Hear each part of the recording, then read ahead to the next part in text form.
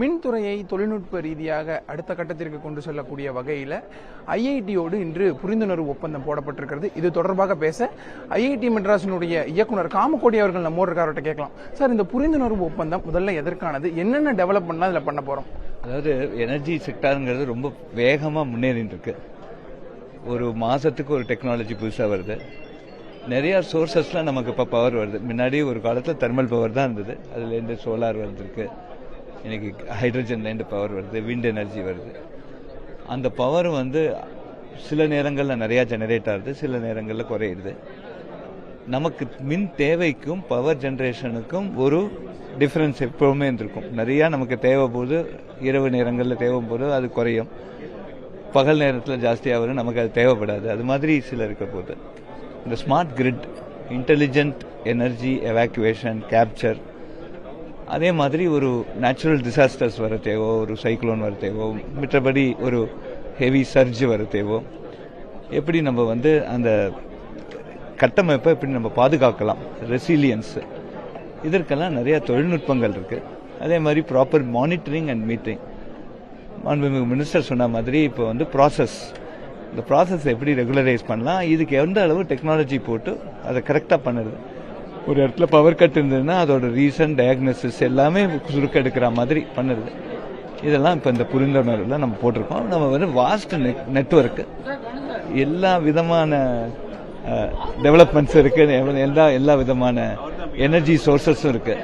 அதனால நமக்கு இந்த நிறைய உலகத்தில் என்ன டெக்னாலஜி வந்தாலும் தமிழ்நாட்டுக்கு அது யூஸ்ஃபுல்லாக இருக்கும். இதை எவாலுவேட் பண்ணி இது நல்லா இருக்கா, இது எப்படி போடலாம், எப்படி டிப்ளாய் பண்ணலாம், இதெல்லாம் தான் இப்போ எங்களோட இந்த இந்த எம்ஓயூவில் அதை தான் சைன் பண்ணியிருக்கோம். இப்போ இங்கே ஒரு ஆஃபீஸ் செட் பண்ண போகிறாங்க ரிசர்ச், எங்கள் டீம் இங்கே வருது. அதே மாதிரி ஐஐடி மெட்ராஸ்லையும் ஒரு ஆஃபீஸ் வச்சுருக்கோம்.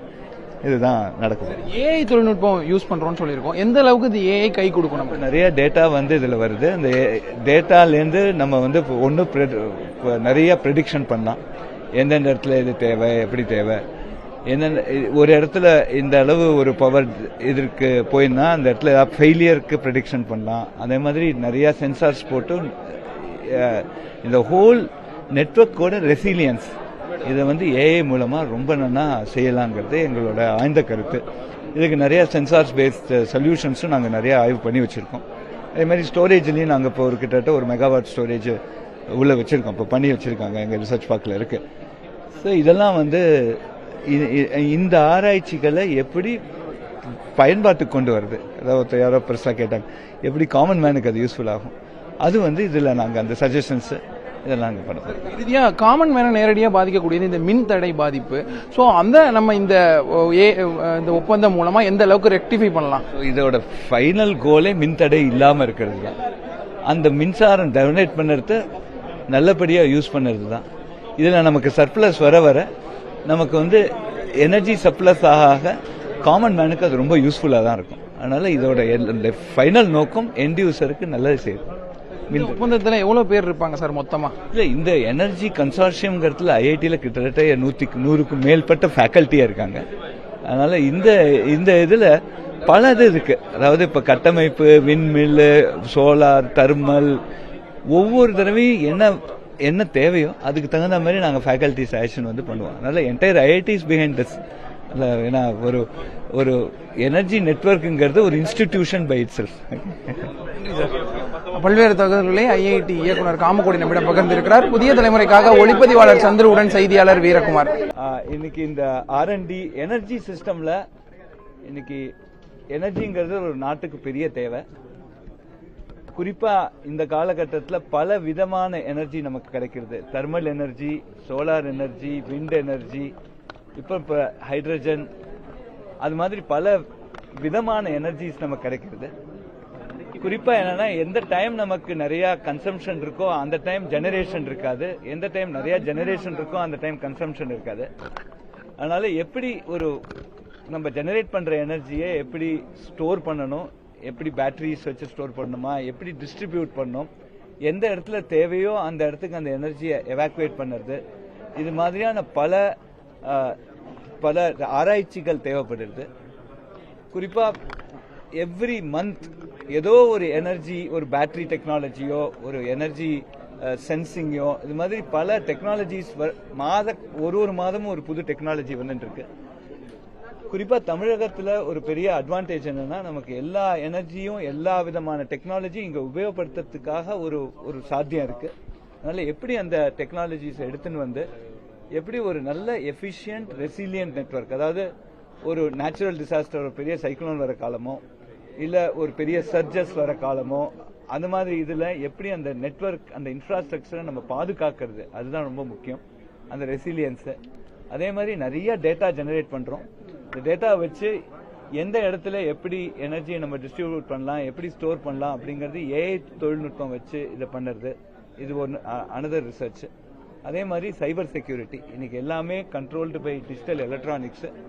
அதில் நிறைய சைபர் அட்டாக் வந்திருக்கு. பல நாடுகளில் சைபர் அட்டாக் மூலமா ஒரு கம்ப்ளீட் பவர் நெட்வொர்க்கை டவுன் பண்ணியிருக்காங்க.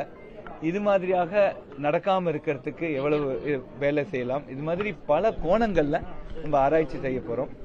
அதே மாதிரி ஒரு எனர்ஜி ஜெனரேட் பண்றதே, ஒரு எனர்ஜி ஜெனரேஷனுக்கு நிறைய டெக்னாலஜிஸ் இருக்கு. அந்த ஜெனரேட் பண்ற எனர்ஜியை எஃபிஷியன்டா ஜெனரேட் பண்றோமா, கரெக்டா மானிட்டர் பண்றோமா. இப்ப மாண்புமிகு அமைச்சர் சொன்ன மாதிரி ஒரு ஸ்மார்ட் மீட்டர்னா அதுக்கு பல வெரைட்டிஸ் இருக்கு. எந்த ஸ்மார்ட் மீட்டரை யூஸ் பண்ணணும், எப்படி யூஸ் பண்ணணும், அதை வந்து யாரும் டேம்பர் பண்ணாம அதுல கோளாறுகள் வராம எப்படி அதை பாதுகாக்கிறது, இது மாதிரியான ஒவ்வொரு நுணுக்கங்களையும் நாங்க இப்ப இந்த எம்ஓயு மூலமா நாங்க செய்ய போறோம். குறிப்பா இங்க ஒரு ஆபீஸ் செட் பண்ணி கொடுத்துட்டு இருக்காங்க. அதுல ஐஐடி மெம்பர்ஸ் இங்க வரும். அதே மாதிரி ஐஐடி மெட்ராஸ்லயும் ஒரு R&D செட்டப் வச்சு டிஎன்இபில இருந்து அங்க வருவாங்க. குறிப்பா இந்த இதுல எங்களுக்கு R&D பொறுத்த வரையில் உலகத்திலேயே நமக்கு டைவர்ஸ் நெட்வொர்க் தமிழ்நாட்டில் இருக்கு. கன்சியூமர் பேஸும் நிறைய இருக்கு. அதனால நிச்சயமாக இதுல பல டெக்னாலஜிஸை நம்ம உருவாக்குறதுக்கு ஒரு ஆப்பர்ச்சுனிட்டியும் இருக்கு. அதனால நிறைய ஸ்டார்ட் அப்ஸ் இதுல வரும், புது டெக்னாலஜிஸ் வரும். அவங்க ஒரு most resilient network, electric energy distribution network அப்படி தமிழ்நாடு பண்ணணும் அப்படிங்கிற ஒரு ஆசை இந்த ஒரு end objective of this MoU.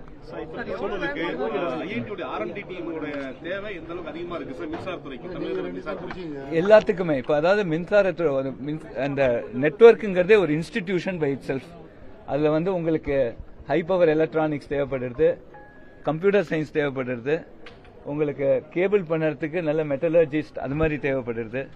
இன்னைக்கு ஒரு சின்ன சைஸ்ல நிறைய எனர்ஜியை டிரான்ஸ்மிட் பண்ற அளவுக்கு கேபிள்ஸ், இப்ப நிறைய தெர்மல் ப்ராப்பர்ட்டிஸோட நிறைய டெம்பரேச்சரை தாங்குற கேபிள்ஸ், இது மாதிரியான பல ரிசர்ச்சஸ் நடந்துட்டு இருக்கு.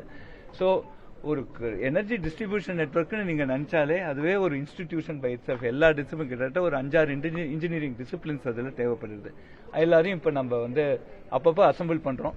அதாவது தேவைக்கு ஏற்ப நாங்க ஃபேக்கல்ட்டியை இந்த எம்ஓயு மூலமா அந்த ஃபேக்கல்ட்டி இங்க கொண்டு வந்து அவங்களோட ரிசர்ச் ஸ்காலர்ஸையும் கொண்டு வந்து எப்படி இந்த ஆராய்ச்சியை செய்து இதை எப்படி பயன்பாட்டுக்கு கொண்டு வருது. ஆராய்ச்சி செய்வது ஒரு பக்கம், பேப்பர் பண்ணுறது ஒரு பக்கம், ஆனா இதை எப்படி பயன்பாட்டுக்கு கொண்டு வருதுங்கிறது ஒரு பெரிய நெக்ஸ்ட் ஸ்டெப்ஸ். இதை செய்ய போறோம். பேட்டரி ஸ்டோரேஜ் இப்ப இருக்கு 1 மெகாவாட் நாங்க பண்ணி வச்சிருக்கோம். இதனால ஆராய்ச்சி நிறைய செய்ய வேண்டியிருக்கு.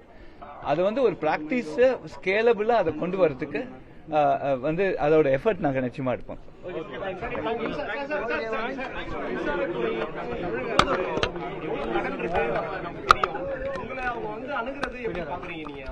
இல்ல இதுல இல்ல இப்ப ஃபைனலா இந்த ஆராய்ச்சியோட கடைசி நோக்கு எண்ட் யூசர், அதாவது காமன் மேனுக்கு அது எவ்வளவு யூஸ்ஃபுல்லா இருக்குங்கிறது தான் எங்க முதல். அது ஒரு எனர்ஜி எஃபிஷியன்டா பண்ணி எனர்ஜி சர்ப்ளஸா பண்ணா நமக்கு இது ரொம்ப ப்ராஃபிட்டபிள் செக்டரா ஆகுங்கிறது எங்களோட இது.